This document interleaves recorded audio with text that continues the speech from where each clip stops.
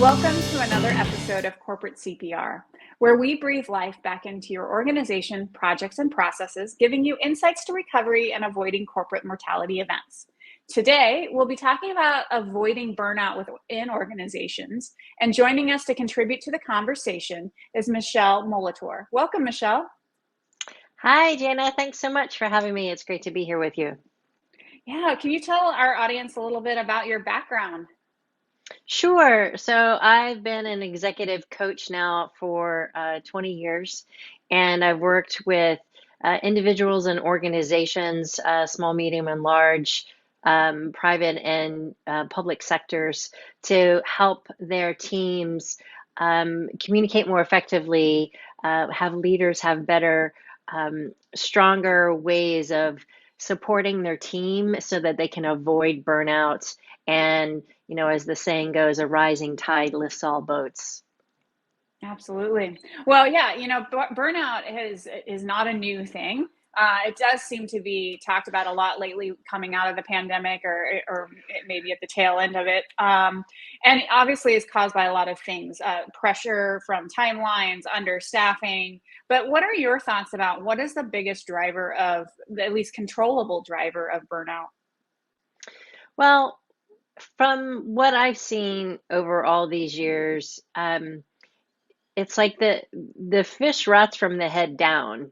So if the leadership is um, overworking and not balanced in how they're working, if they're working 20-hour weeks, then everyone else sees that and goes, oh, I got to keep up with the Joneses. And then they will all work extra hard to maintain that, but it's not sustainable, right?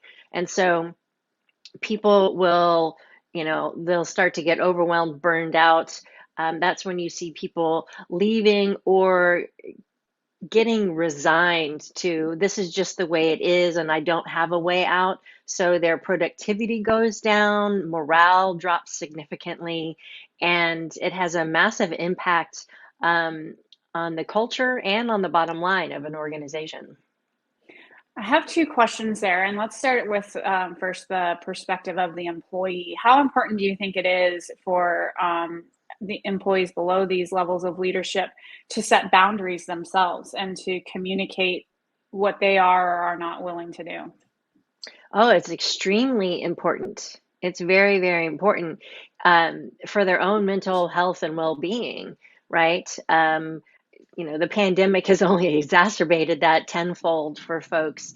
And so, learning how to say no, sorry, I'm not going to take calls after 8 p.m. I'm not going to be on, text duty all weekend long. Just being really, really clear. And that boils down to a person's um, ability to believe in themselves, their own sense of self-worth or self-doubt, which is running the show, right? Um, and then from a leader's perspective, they have to see the humans on their team. I'm actually currently working with a leader in a very large organization, and she's been there for 15 years, but the value structure of the organization has shifted, like work harder with less, and it's all about the numbers, and their people are fried, and she's fried. And so she came to me to help guide her through the situation of, do I stay or do I go? And if I stay, how do I manage this so that she could be in integrity about it? And ultimately, she decided to leave. Um, Not because she had another job to go to, but her physical well-being was more important to her than the paycheck that she was receiving. And I guess what more a little bit on that question is I feel like some of that's driven by fear of standing up. You were talking about self-confidence, and it's like, oh, well, if I say I can't do that, then will I get fired? And so I have a few thoughts around that. It's like, so what? You get fired from a job that's overworking you? Yeah, it's scary, but hopefully, you find something else. But on the flip side is most likely you won't be, because in every experience I've seen, most leaders actually respect when people put boundaries. in place and say, I'm offline at 6 p.m. or I'm sorry, I don't text on weekends or whatever the case may be. If they say that, I find most leaders, I mean, they might get a little irritated, like, oh, well, I wanted to be able to text you, but they don't get retaliatory about it. What have you seen, or what is your recommendation in Well, I agree with you. They don't necessarily get retaliatory, but they might hold a grudge, that? right? And then use that as a weapon somewhere further down the line.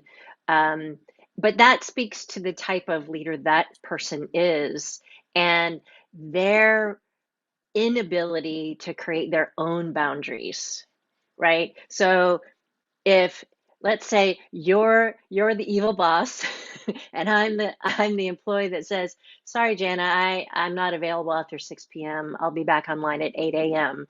Um, and your work ethic is different. So you're working till 6, 7, 8, 9, 10 o'clock at night. And so you get irritated because someone else isn't keeping up with you necessarily, but it's really you not setting boundaries for yourself. And so that irritation is actually pointed inward, but we don't like to do that. So we blame it on other people. Well, and so that kind of actually led to my second question that I mentioned I had earlier, is actually there are though those leaders who maybe it's not even about boundaries. Maybe it's they find fulfillment in the work that they do. And so they work a lot of hours because work doesn't feel necessarily like work to them. Like It's work, just right? and so, where I was going to head with that is like, if you are that type of leader, do you think, I mean, it would be appropriate then to say, hey, this is who I am, but I'm not expecting you to be me? Like, is that the healthy way to approach that? Yes, absolutely. Um, I get it. I'm super passionate about what I do, and I can work crazy hours sometimes because I'm like, I'm so excited to get this done, to get this out, right? And there are a lot of leaders out there who are very passionate about their contributions to the organizations they work for, and yay for that. That's awesome. And you're spot on with like, this is how I operate, but I'm not expecting you to maintain these same kinds of hours. You let me know what works for you given the framework that we've agreed to in this in the job role that you've taken. And you do a lot of work within communication. So talk to me about like the key aspects of how being an effective communicator and what effective communication looks like when it ties to avoiding team burnout, or driving your team to burnout, I should say. The most important aspect of that is listening, is actually paying attention. Are you seeing red flags from your team? Like, they got that deer in the headlights look, that sense of overwhelm. Like, please don't add another thing to my plate right now because I'll fall over dead with it. And so, making sure that you're listening to what they're saying, but more importantly, what they're not saying. How's the morale? What's the energy in the space of the team, whether that's online, on Zoom, or physically in the same space? Um, and then getting curious, talking with your employees. How are you doing? Like really having that level of empathy of checking in with them. It's not like you have to do it weekly, and you're not there to babysit them by any means, but a little bit of empathy and curiosity with your team members over a cup of coffee or a sidebar conversation can give you a lot of insights into what is working and what's not working. So for those leaders who are more task oriented, because regardless of the personality profile quiz you want to use, some of us are more task oriented and some of us are more people oriented. So those of us who are more task oriented have to build in maybe structure or whatever so that we create ways for that to happen because it's not intuitive for us. Talk Correct. about some ways that we can be intentional about like how to create those forums for people to feel comfortable to communicate and not be afraid of Yeah, communicating. right. And that's a really, really great point. We all have different communication styles, right? Some people are introverted, some people are extroverted, some people are creative thinkers, some are very detailed thinkers. And so, um, understanding as a leader, understanding your own communication style, right? What you do well, and what's the areas just outside your comfort zone that you're going to have to stretch into so that you can meet people where they are. That's the really important thing as a leader, I found, is that when you can better understand how they're operating and their communication style, then you can speak into their listening in a way that they can actually hear you. Otherwise, you're on different frequencies, so to speak, and you're just like, yeah, it's not syncing up. And that's where the headbutting and the grit gets into the mill, because you're talking, but I'm not hearing you, because it's almost as if you're speaking a foreign language. Mhm. Yeah, definitely. What about those times, like how as a leader do you plan for perhaps there are times in different organizations where there could be periods of intense work, and maybe it's okay that we work a little harder during that period, but what sometimes happens is then that little period turns into a long period or becomes the norm. So how Right. do we allow for that to, like, hey, let's buckle down and get this done, but maybe it's around defining this. I mean, like, how do you time box it so it doesn't become a way of life? Absolutely.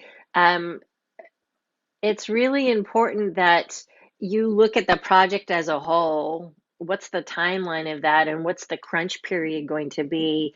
And then saying to the team members, okay, I know we've got a lot on our plate right now, but we just need you to make it through this portion, right? So if you can give us your all during this time, then we'll take a break, right? Then you'll have a day off, or a this or that, whatever the reward structures are that are typical for an organization, so that folks can see the carrot at the other side of it. And, well, okay, yeah, I'm willing to step in, if I know that I'm being seen and recognized and acknowledged for my contributions, because this is such a fundamental thing, Jana, that as humans, we want to be seen, we want to be heard, and we want to be respected for the contributions that we bring to the table. And that's what can kill a company faster than anything, is if you're just working people too hard and you're not actually seeing them, you're not actually respecting them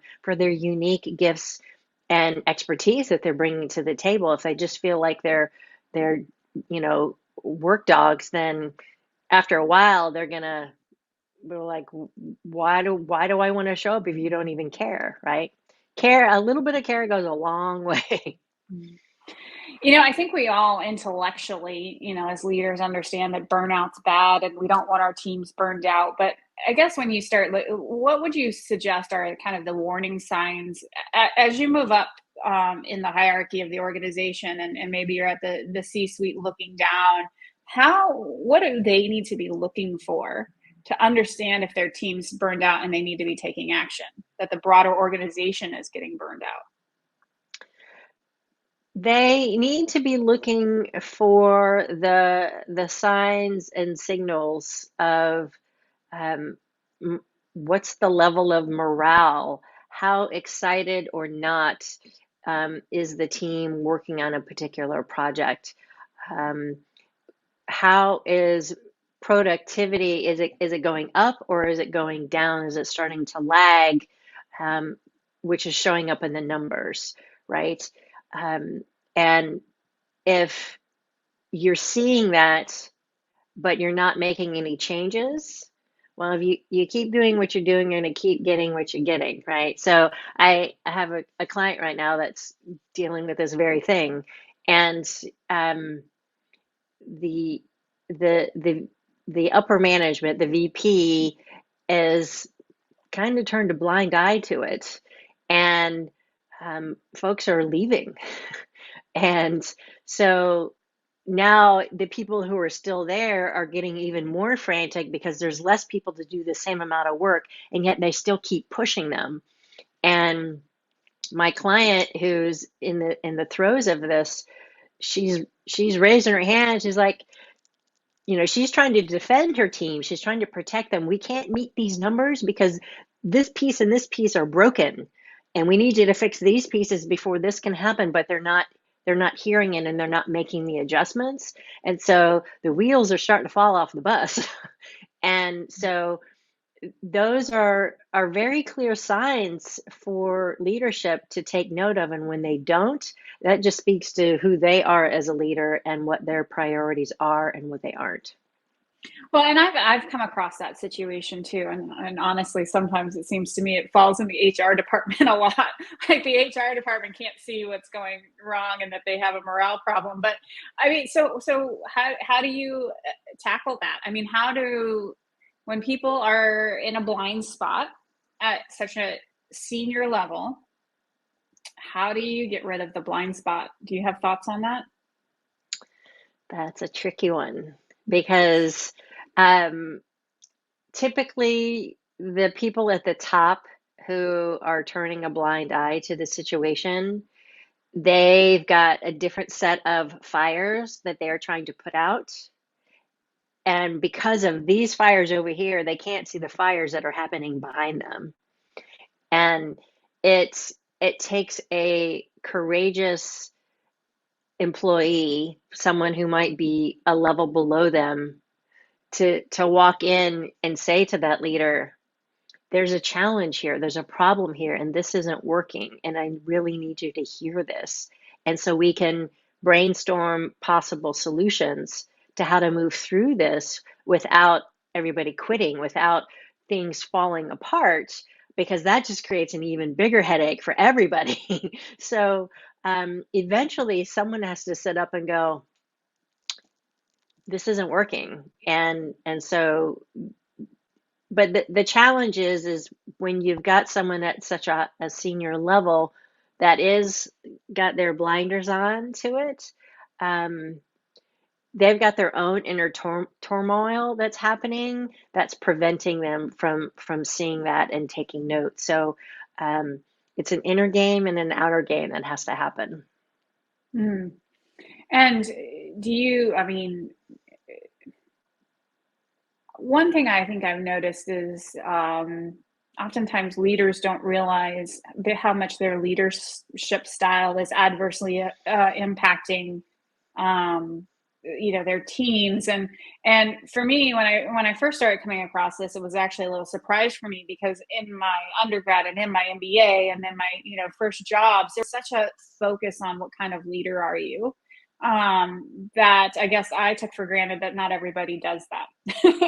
So how do you, I mean, do you, when we're talking about the key people in the top of the organization, do you think enough of them are doing this? Like, do you know percentages by any chance of who is taking leadership coaching or just trying to become a better leader? I don't know. I guess it's kind of an open-ended question there, but what is your view on people who are leaders who are actually working on self-development and understanding their leadership style and their impact they have on their team? Like, Well, it's certainly improved immensely. I mean, when I first became a coach, people were like, "You do what? You coach what? What is that?" I mean, literally.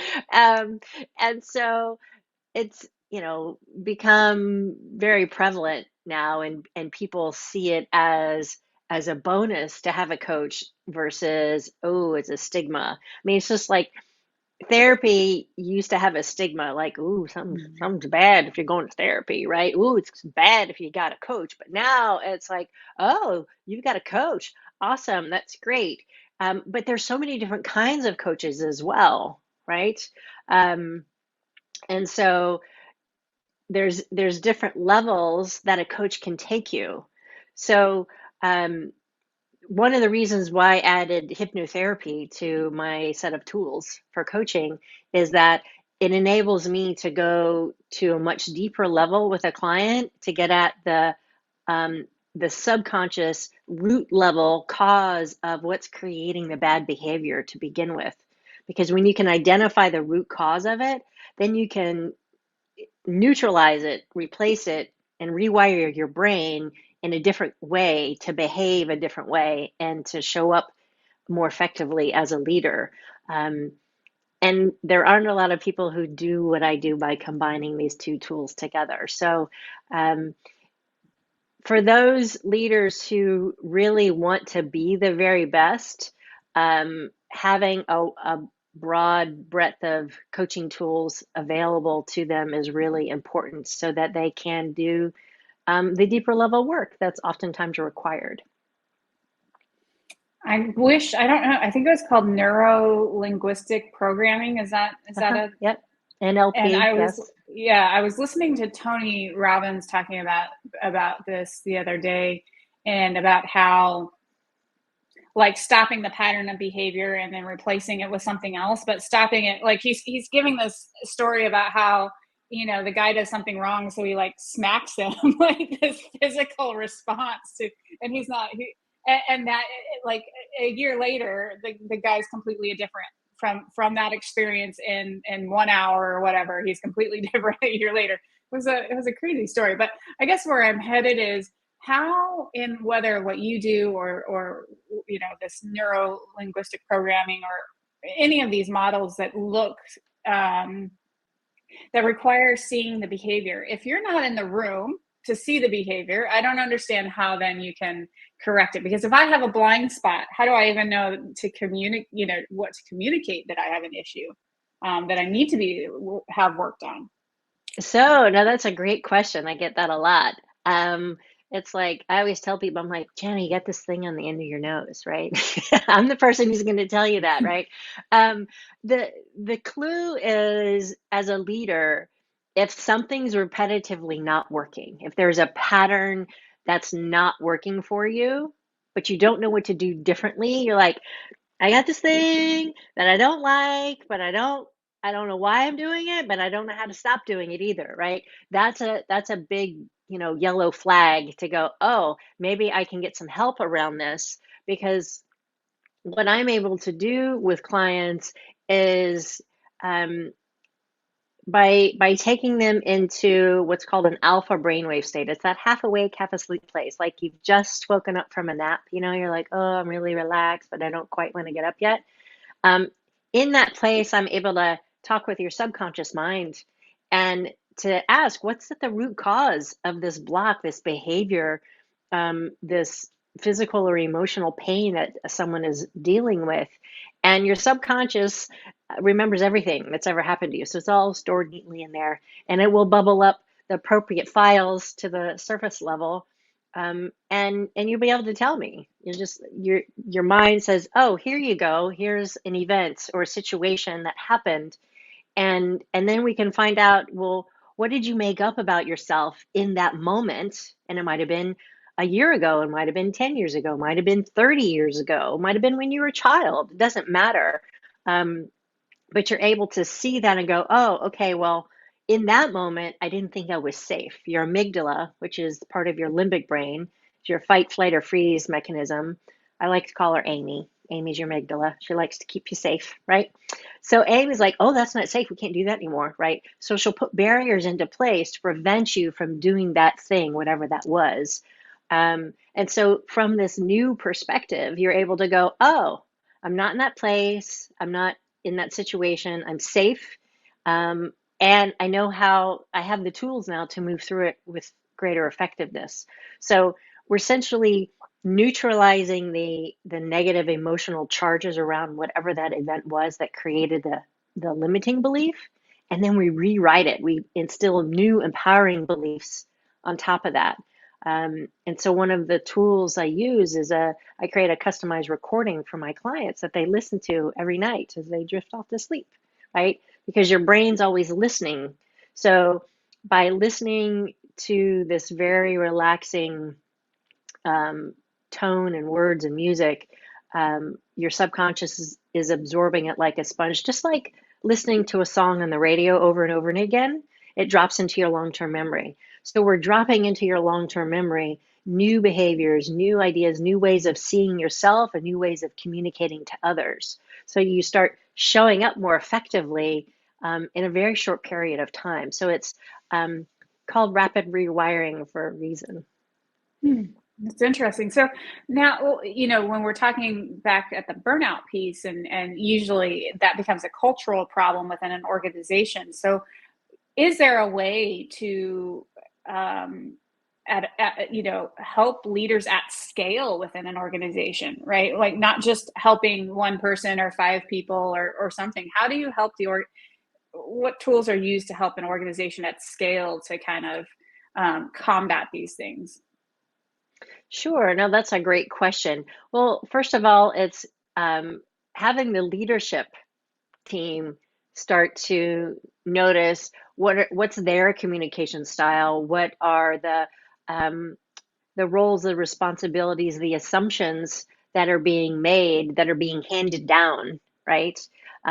Because there's a big difference between the assumptions being made and the interpretations of those assumptions, which can take anybody on the team down the rabbit hole if it goes sideways, right? So always finding a way to communicate clearly so that you keep the lines of communication open and clear, and making sure that leaders take time to have um, those moments of communication with their team or the whole organization. And there's a variety of ways to do that, but it really does come down to the levels of communication that are put into place, that are set up culturally, so that everyone follows suit. Because you've got, you know, thousands of people all working under the roof of this organization, right? They're all different people. They're all amazing, unique individuals with their own perspectives and their own life circumstances, but you're asking them to all row in the same direction. So you've got to create a safe container for them that says it's safe to communicate, it's safe to speak your truth, it's safe to ask for what you need um, inside of these guidelines, right? Well, and so how do you just demonstrate that that's actually true, so that they actually have trust and security? Because the reason I say that is a lot of companies will say, "Oh, we have an employee feedback program," or "Oh, put your thing in the suggestion box," and people are afraid to speak the truth, or they feel like they're not heard. So, what do you do to one, combat the fear, and two, to actually drive results from what you do here? Well, it comes down to leadership walking their talk, right? If you say that you're genuinely listening to your employees, then you really have to do it. If you're taking in their feedback and making meaning out of it, then you have to show that you're doing that. You can't just give it airtime. Because people will see through that. They see the difference between authentic leaders and inauthentic leaders in a heartbeat. And when you've got authentic leadership at the helm, then people are willing to lean in, to stay a little longer, to go the extra mile because they feel seen and heard and respected. It always comes back to that, I found. Hmm. Well, yeah, this has been a really interesting topic. I feel like we could talk about for ages because there's so many other directions I want to go in, but we are kind We'll of have getting a close follow to. up. We'll do a whole series, Jana. Yes, yes.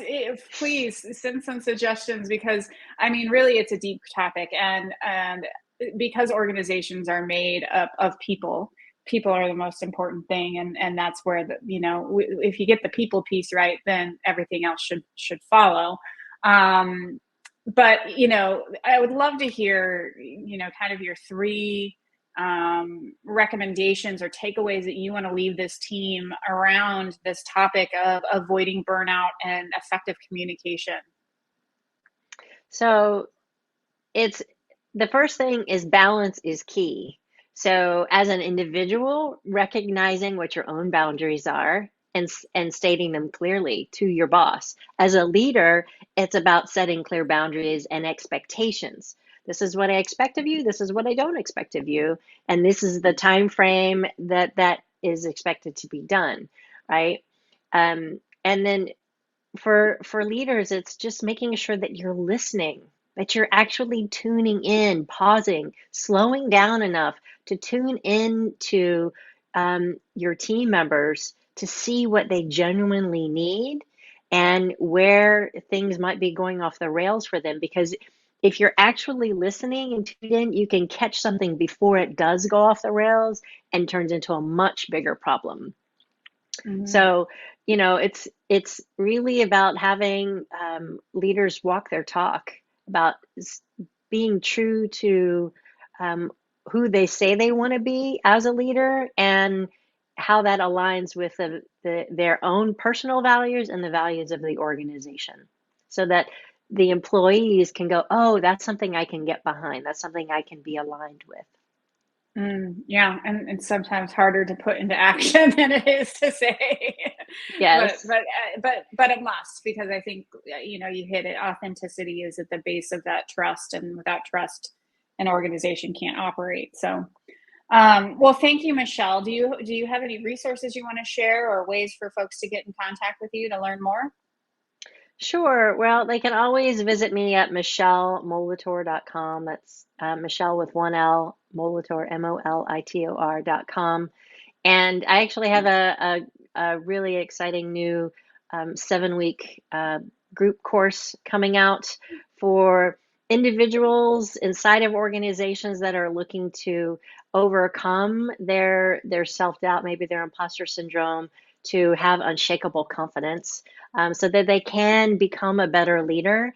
It's called How to Become Unshakable, and it's coming soon. So I'll share those links with you, Jana, and you can share them out with your listeners. Yes, please do. Well, thank you so much for your time today. Oh, it's my sincere pleasure. Thank you for having me. And to our audience, until next time, keep your organizations healthy.